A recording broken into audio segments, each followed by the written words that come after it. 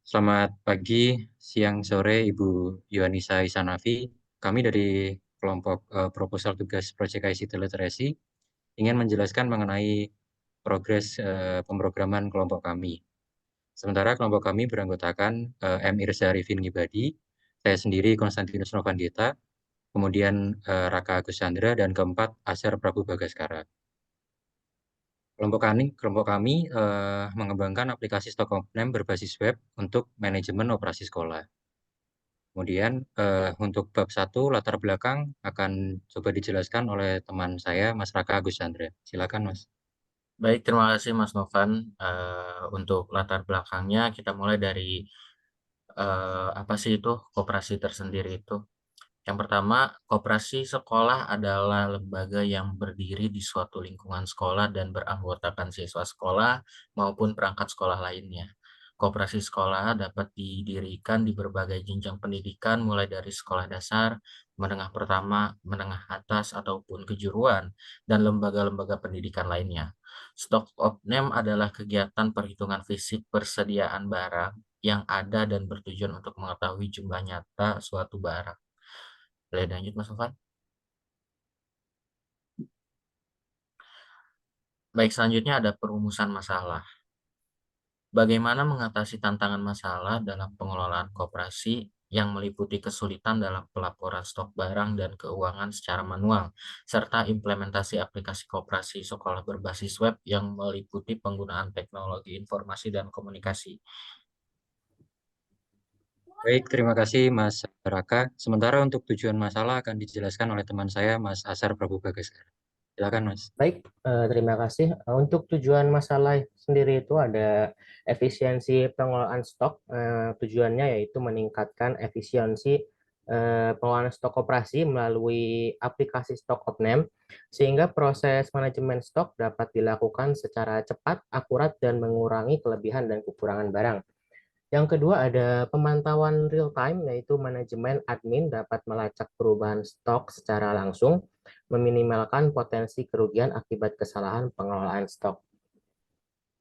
Yang ketiga ada integrasi sistem, mengetahui apakah sistem yang dibuat dapat berjalan sehingga nantinya dapat dikembangkan lagi, serta meningkatkan efisiensi pengelolaan manajemen barang agar dapat mengurangi kesalahan dalam memasukkan data dan memungkinkan memasukkan data dan pengelolaan laporan keuangan secara akurat. Selanjutnya, Mas Novan. Yang selanjutnya ada manfaat penelitian. Yang pertama, bagi penulis itu informasi yang dapat memberikan pengetahuan dan juga implementasi manajemen stok dalam koperasi sekolah ataupun perusahaan. Yang kedua ada bagi praktisi, yaitu memberikan referensi kepada para pembaca untuk menambah pengetahuan dan membantu pihak yang membutuhkan. Yang ketiga, terakhir, dengan memanfaatkan teknologi secara maksimal dan memberikan informasi secara cepat dan akurat. Untuk mencapai hal ini perlu adanya sebuah fasilitas penunjang untuk aktivitas tersebut. Boleh selanjutnya, Mas Novan? Untuk selanjutnya ada kajian teori. Yang pertama penelitian terdahulu, nanti kami sertakan studi kasus tentang pengembangan aplikasi yang serupa. Yang kedua ada landasan teori. Nanti di bagian landasan teori ini kami perjelas lagi mengenai kooperasi sekolah, manajemen stok, terusnya eh, peran koperasi sekolah, dan juga nantinya ada tantangan dan juga karakteristik koperasi sekolah. Selanjutnya, Mas Novan. Baik, terima kasih Mas Asar Prabu Bagaskara. Sementara untuk teknis penelitian dan progres dari pemrograman kami akan coba dijelaskan oleh teman kami, Mas Irza Arifin. Silakan, Mas. Oke, kita masuk ke bab 3 yaitu metode penelitian. Oke. Pertama ada desain penelitiannya. Dalam penyusunan dan pembuatan aplikasi ini, kami menggunakan teknik atau metode pendekatan DevOps. DevOps adalah praktik pengembangan perangkat lunak yang menggabungkan pengembangan atau development dan operasi operations untuk meningkatkan kolaborasi dan efisiensi di seluruh siklus hidup pengembangan aplikasi ini. Sementara dalam pengembangan model aplikasi, kami menggunakan pengembangan model dengan teknik inkremental, yang berarti pembangunan aplikasi dalam iterasi dengan setiap iterasi menambah fungsionalitas baru. Teknik pengembangan ini kami pilih karena memiliki beberapa kelebihan, yaitu seperti dapat merespon perubahan kebutuhan dengan lebih fleksibel, dan versi beta dapat segera digunakan. Oke, untuk praktiknya, halaman pertama yang akan ditampilkan kepada user itu halaman register atau login. Itu halaman autentikasi. Setelah user terautentikasi, maka user akan dialihkan ke halaman yang pertama itu halaman dashboard. Nah, ini adalah halaman dashboard, di mana di sini ada beberapa kesimpulan ya, sedikit statistik untuk data barang, data user, penjualan, dan lain-lain sebagainya. Lanjut. Oke, di sini sekarang ada halaman untuk daftar user. Maksud halaman daftar user di sini adalah halaman user yang berhak untuk mengoperasikan koperasi di sekolah. Jadi yang terdaftar di sini adalah cuma bisa dibilang kayak pegawai koperasinya lah begitu. Nah, yang bisa menambahkan ini adalah adminnya. Lanjut. Oke, nah di sini adalah ada halaman tambah user di mana admin bisa menambahkan user orang siapa yang boleh menjadi anggota dari koperasi di sekolah tersebut.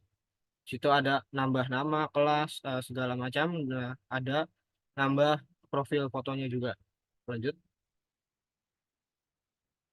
Oke, di sini ada halaman daftar barang, di mana daftar barang semua tercantum di sini, mulai dari barang A, barang B, barang C, hingga statistiknya, datanya seperti jumlahnya, harganya, stoknya tinggal berapa, keluar tanggal berapa, dan sebagainya. Di sini juga ada foto-foto daftar barangnya, kayak gimana. Nanti user pun admin ya, maksudnya admin itu bisa ngedit juga, bisa ditambahin, dihapus, atau dikurangin gitu.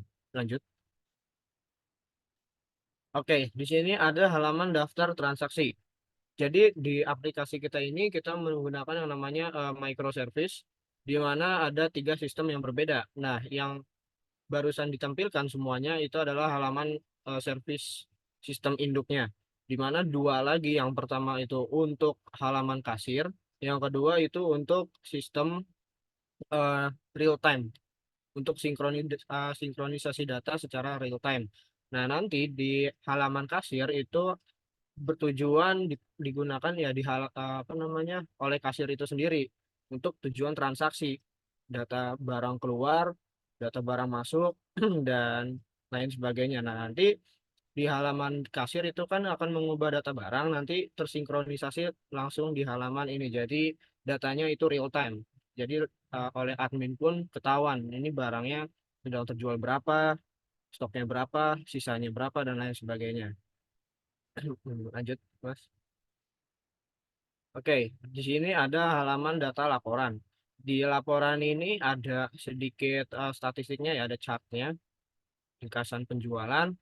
Lalu setiap hari si kasir ini kita perbolehkan untuk mencetak sebuah dokumen, entah itu Excel atau Word, yang digunakan ya berfungsi untuk sebagai media statistiknya, apa namanya laporan penjualannya.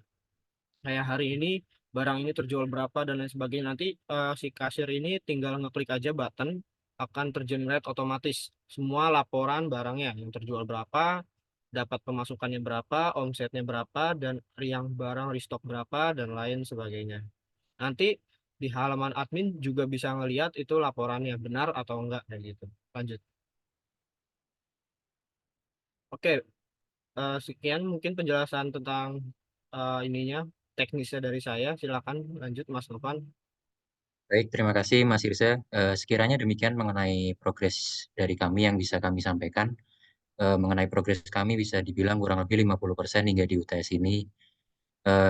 Besar harapan kami ke depannya pemrograman web kami, aplikasi ini dapat menunjang dan membantu sistem koperasi di sekolahan.